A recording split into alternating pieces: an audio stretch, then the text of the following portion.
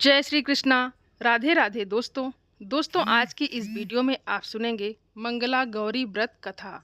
तो आइए भगवान भोलेनाथ का और माता पार्वती का ध्यान करते हुए कथा को प्रारंभ करते हैं। मंगला गौरी व्रत सुहागन स्त्रियों के लिए विशेष रूप से फलदायक है। ये व्रत सुख, सौभाग्य, पति की लंबी आयु, गृहस्थ सुख और संतति की प्राप्ति के लिए अत्यंत प्रभावशाली है। आज इस मंगलवार अवसर पर हम माँ गौरी के श्री चरणों में अपनी श्रद्धा अर्पित करते हैं। हे त्रिनेत्रधारिणी, शुद्ध सतत स्वरूपिणी, अखंड सौभाग्य देने वाली माँ, आपके व्रत पूजन और कथा से जीवन में सुख, शांति और सौंदर्य की अभिवृद्धि होती है।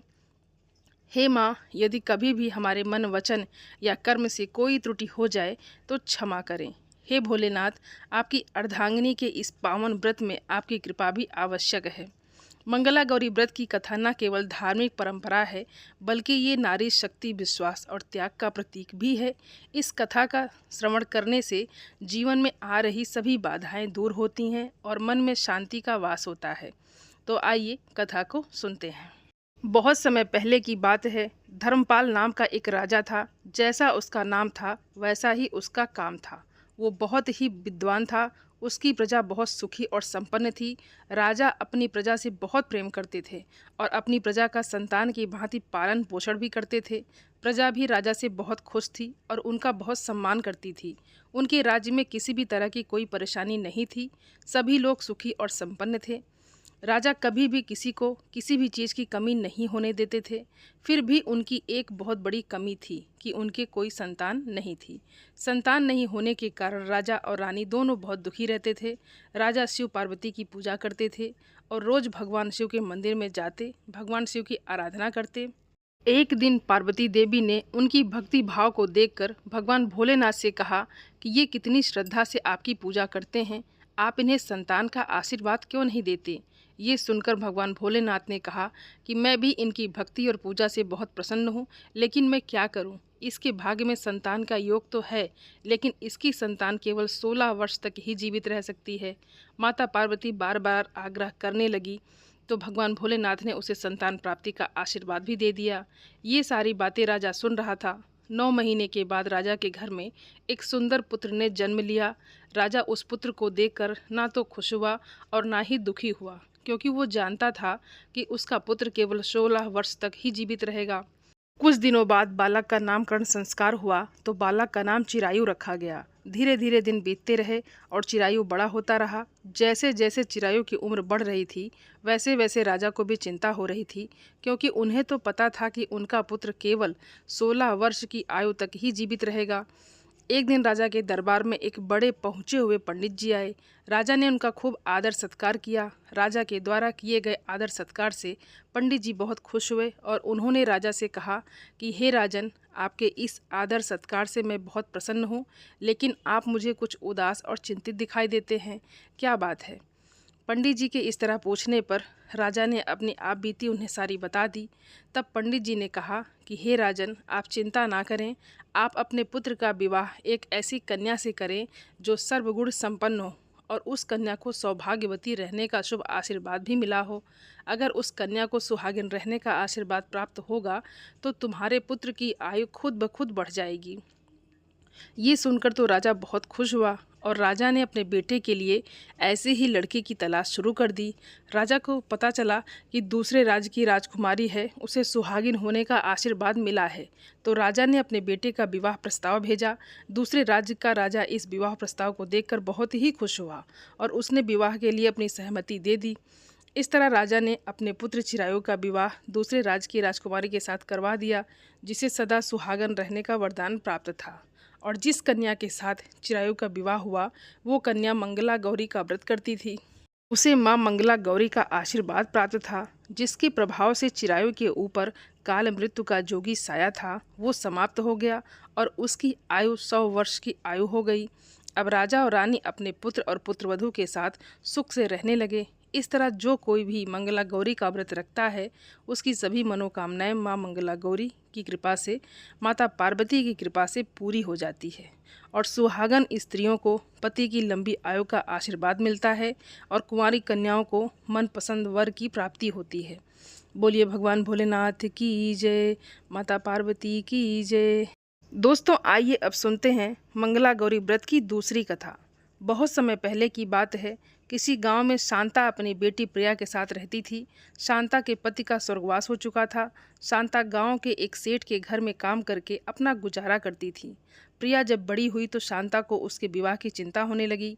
वे दोनों माँ बेटी रोज भगवान शिव और माता पार्वती की पूजा करते थे। एक दिन सेठ जी के घर काम करते हुए जब शांता वापस घर आ रही थी, तब उसने रास्ते में कुएं के पास दो औरतों को बातें करते सुना। उसमें से एक औरत कह रही थी कि कल से मंगला गौरी माता का व्रत है। जो कोई भी मंगला गौरी माता का व्रत करती है उसे बहुत वरदान मिलते हैं, उसके सुख सौभाग्य में वृद्धि होती है। इसीलिए सावन के पहले मंगलवार से ही मंगला गौरी का व्रत करना चाहिए। दोनों आपस में बातें कर रही थी। एक स्त्री दूसरी स्त्री से कह रही थी कि ये व्रत करने के लिए तुम अपनी पुत्री को कहो, जिससे उसे अच्छा पति मिल जाए। शांता ने जब ये सब बातें सुनी तो घर आकर उसने अपनी बेटी को भी बताया। तो उसकी बेटी कहने लगी, माँ वो तो सब ठीक है, पर शादी के खर्चे के लिए धन कहाँ से आएगा। अगर कोई सुयोग्य लड़का मिल भी गया तो बिना धन के शादी के लिए तैयार ही नहीं होगा। शांता ये सुनकर गहरी सोच में पड़ गई। फिर उसने अपनी बेटी से कहा, बेटी जो होगा देखा जाएगा, सब हमारे भाग्य का खेल है। भगवान शिव और माता पार्वती को प्रसन्न करने के लिए तुम मंगला गौरी का व्रत करो और मैं सावन के पहले सोमवार से ही भगवान शिव का व्रत करूंगी। मुझे विश्वास है कि शिव जी और माता पार्वती हमारी मनोकामना भी पूरी करेंगे।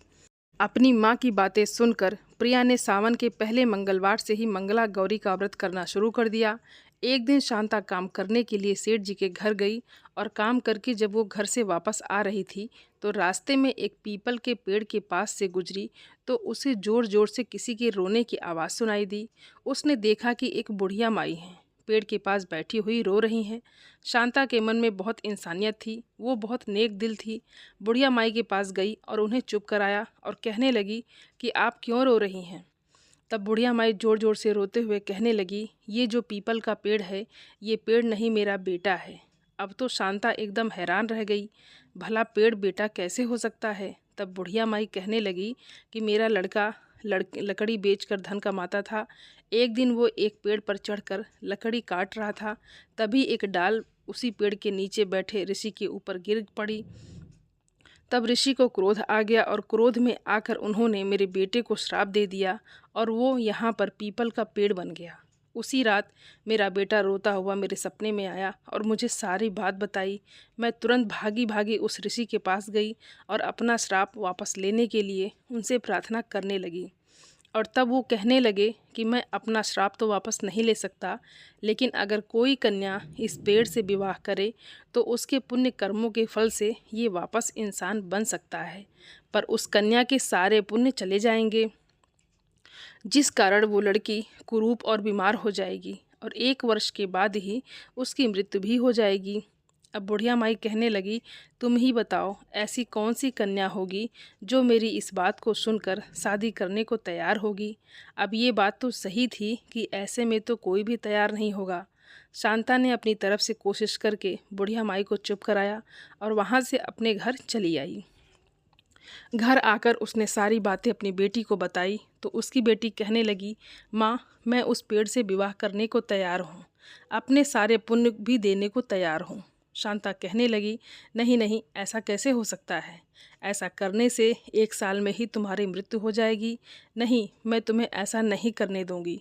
तब प्रिया कहने लगी, माँ मेरी रक्षा तो माता गौरी करेंगी और आगे जो मेरी किस्मत में लिखा होगा वही होगा, आप चिंता मत करो। और वो अपनी माँ से जिद करने लगी। खाना पीना छोड़ दिया। 2-3 दिन बाद शांता को उसकी जिद को मानना ही पड़ा और वो अपनी बेटी को लेकर उसी पेड़ के पास पहुंची। वहां पहुंचकर उसने बुढ़िया माई को सारी बातें बता दी। बुढ़िया माई बहुत खुश हुई। उसने उसी दिन पंडित बुलाकर उस लड़की का विवाह पेड़ से करवा दिया। विवाह करते ही वो पेड़ एक सुंदर युवक बन गया। तब शांता ने अपनी बेटी को उसके साथ विदा कर दिया। अपने सारे पुण्य कर्मों का फल देने के कारण वो लड़की अब बीमार रहने लगी। अपने ससुराल में जाकर भी वो भगवान शिव और माता पार्वती की पूजा करती। बीमारी के समय में भी वो मंगला गौरी माता का व्रत करती रही।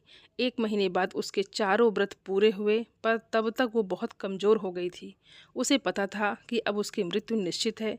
वो बीमार होकर नहीं मरना चाहती थी और यही सोचकर उसने सोचा कि जो मृत्यु 1 साल के बाद आनी है वो कुछ दिन में ही आ जाए तो अच्छा है।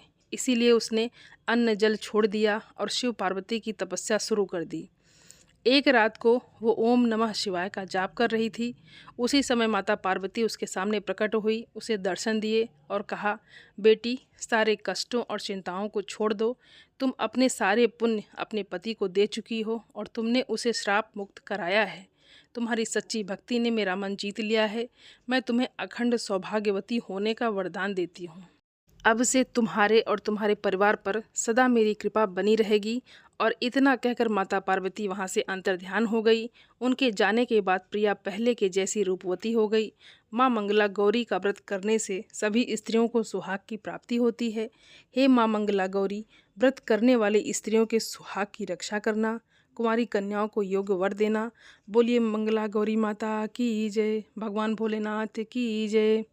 दोस्तों, उम्मीद करती हूँ ये वीडियो आप सभी लोगों को बहुत अच्छी लगी होगी और आप सभी सनातनी भाई बहनों से मेरा विनम्र निवेदन है, मेरे चैनल को सब्सक्राइब ज़रूर कर लें और वीडियो को लाइक और अपने फैमिली फ्रेंड के साथ शेयर ज़रूर करें। आप सभी को हर हर महादेव। धन्यवाद दोस्तों।